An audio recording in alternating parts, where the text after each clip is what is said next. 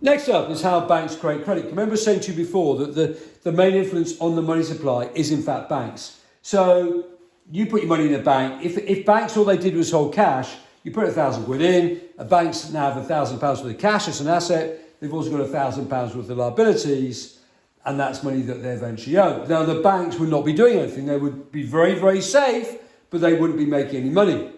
Okay, so the easiest way really of seeing this, I think, is to say if you have a cash ratio of 1%, then it's going to be 1 divided by 0.01, and that is going to be equal to 100. That means if you put in £1,000, the bank can then lend out £100,000 because they're only keeping 1% in terms of their cash.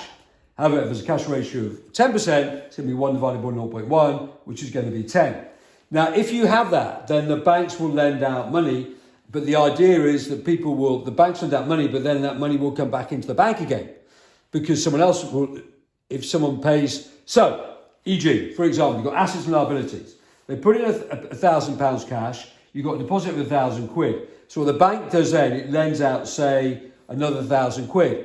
Now, it's hoped that on average, that £1,000 will come back into the bank because if you give me £1,000 and I might give someone over there £1,000, they get £1,000, then they might put that money back into the bank. So banks' deposits will go up, but also the assets will also go up.